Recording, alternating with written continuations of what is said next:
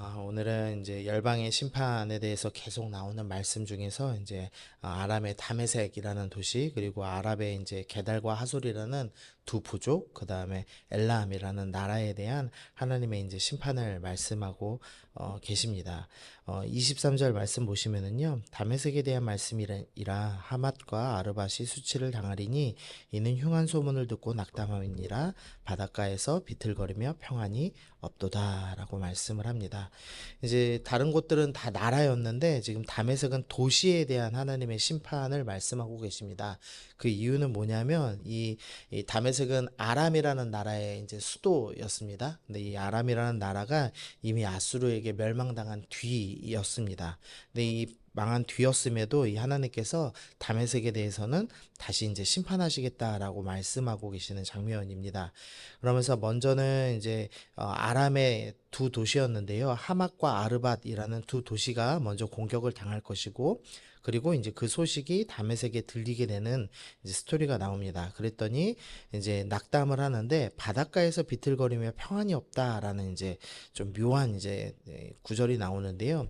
이 번역이 이제 조금 애매합니다. 그러니까 이 사실은 이제 바다가 들썩이듯이 이들이 요동한다, 이제 이런 의미에 더 가깝습니다. 왜 파도 위에 이제 배가 쳐 있으면은 배가 이렇게 출렁출렁 되죠. 이제 그런 느낌이라고 생각하시면 될 것 같습니다. 다메섹이 너무나 놀라서 이렇게 바다가 들썩이듯이 비틀거리고 평안이 없는 상태, 그런 마음가짐이다, 이제 이렇게 이야기를 하고 있습니다.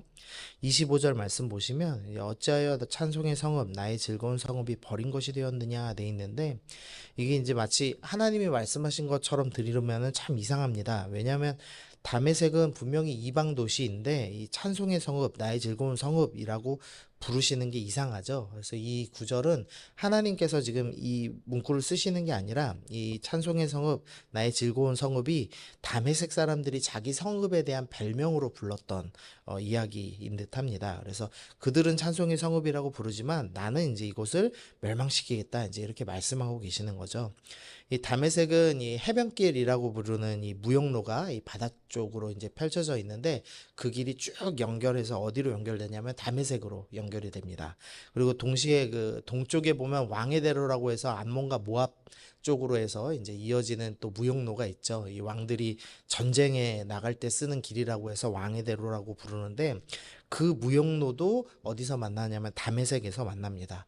그러니까 두 개의 무역로가 만나니까 뭐 얼마나 부유한 이 땅이었겠습니까? 그래서 이 즐거운 성읍, 이 찬송의 성읍 이렇게 불렀던 것 같은데, 그런 것도 결국에 하나님께서 심판하시겠다라고 이제 말씀하시죠. 그래서 26절, 27절 보시면 장정들이 다 엎드러질 것이다. 그다음에 다메섹의 성벽이 불탈 것이다. 또 베나닷의 궁전이 불탈 것이다라고 합니다. 이 베나닷은 아람 왕의 이름이 아니라 아람의 그 왕을 지칭하는 표현 같습니다. 이제 우리나라도 왕이라고 부르지 않고 원래는 임금님이라고 불렀죠. 그것처럼 아람의 왕을 베나닷이라고 불렀던 것 같습니다. 그래서 성경에만도 베나닷 1세, 2세, 3세를 이제 구분해서 봐야 하거든요. 그래서 그 아람의 왕의 궁전까지 다 불타면 하나님께서 심판하시겠다, 이제 이렇게 이야기하는 것으로 이제 다메섹 심판이 마무리됩니다.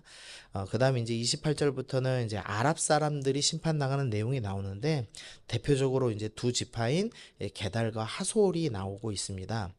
이제 하솔이 조금 오해하기 쉬운데요. 이 사사기에 보면은 이제 드보라가 가나안 사람하고 싸울 때 그 하솔이라는 땅이 나오는데, 그 이스라엘에 있는 성이 아니고요. 이름이 같은데 동쪽 사막 지역에 살던 아랍 지파의 이름이 하솔인 겁니다. 그래서 게달과 하솔이라는 이제 두 지파가 있고, 특별히 이제 이 중에서 게달은 이 기원전 599년에 느부갓네살에 의해서 공격당한 기록이 이제 역사적으로 존재합니다. 29절 말씀 보시면 너희는 그들의 장막과 양떼를 빼앗으며 하면서 이 바벨론이 이 게달의 장막과 양떼를 빼앗을 것이다 라는 이제 말씀이 있는데요. 이 게달은 뭐가 유명했냐면 검은 장막으로 유명했습니다.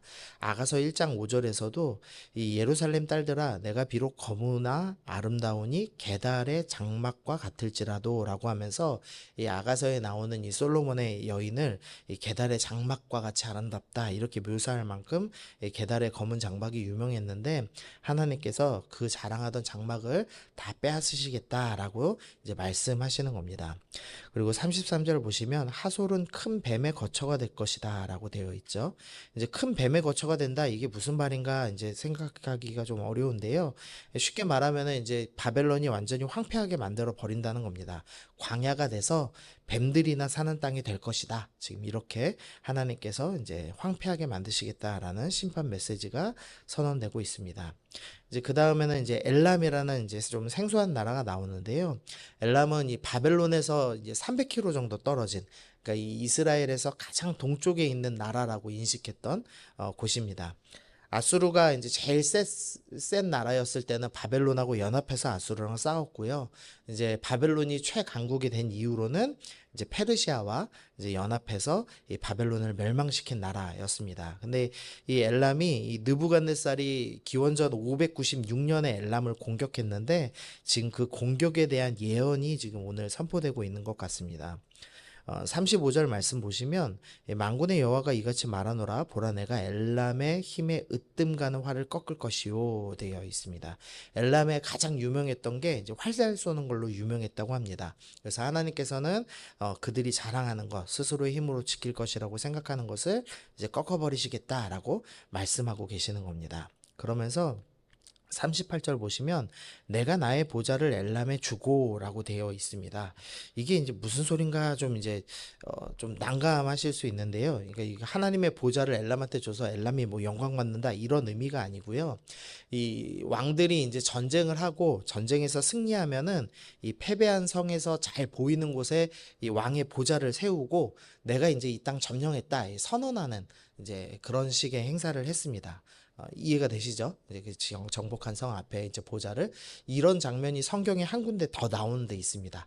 어디냐면은 여리고성 정복할 때입니다. 여리고성 정복할 때 어떻게 하냐면 하나님의 보좌인 언약궤를 들러매고 하루에 한 바퀴씩 돌죠. 그게 내가 이제 왔다. 너희를 정복할 왕이 왔다라는 걸 보여주는 겁니다. 그래서 뭐 7번 돈 거 그 행위가 신비한 것이 아니라 핵심은 언약궤가 돌았다가 이제 핵심인 구절입니다.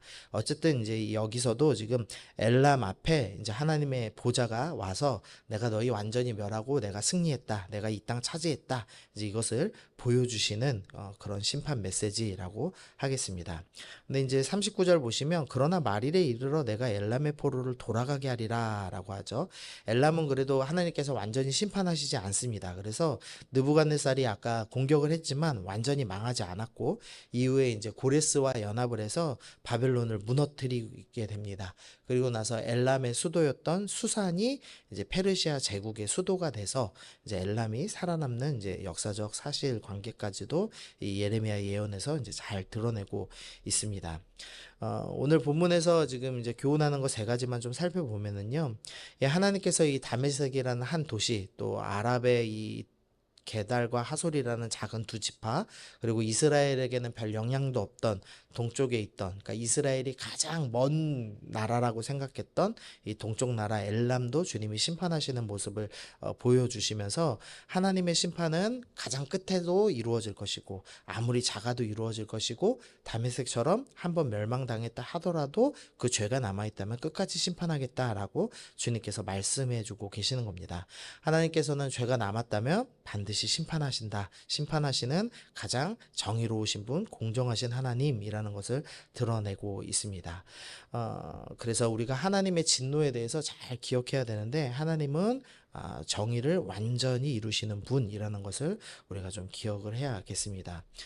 두 번째로 좀 생각해 볼 건 다메섹은 이제 망해버린 아람의 수도였는데 다시 한번 심판하신다는 사실입니다. 근데 이유가 본문에 잘 나와 있지는 않지만 이 학자들은 뭐라고 생각하냐면 이스라엘을 오랫동안 대적했기 때문에 그 적대했던 그 대적했던 죄 때문에 주님께서 심판하신다라고 생각을 합니다.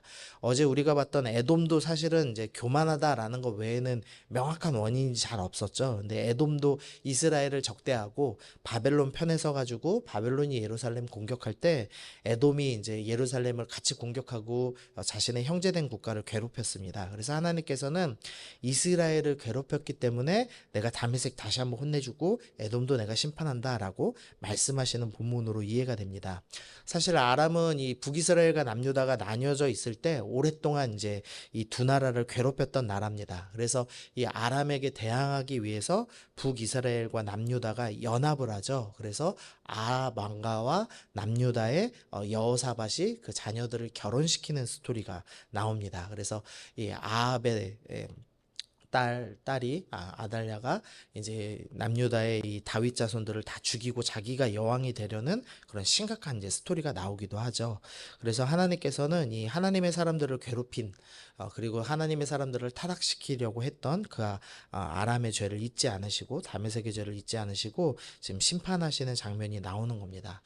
주님께서는 이 하나님의 사람, 우리들을 괴롭히는 악인들을 반드시 심판하시는 분이라는 것을 우리가 기억해야겠습니다. 그래서 나를 괴롭히는 악인들, 그 사람들이 좀 힘도 없고 잘 되는 것처럼 보일 때 너무 우리가 마음 상해할 필요가 없다라는 것을 좀 기억하시면 좋겠습니다. 잠깐은 번성하는 듯 보여도 다메섹이 잠깐은 번성하는 듯 보였지만 결국은 아수르에 의해서 망하고 그리고 나서도 다시 한번 주님께서 심판하시는 것처럼 주님께서는 우리의 괴로움을 잊지 아니하시고 우리를 대적한 자를 반드시 심판하신다라는 것을 기억해야겠습니다.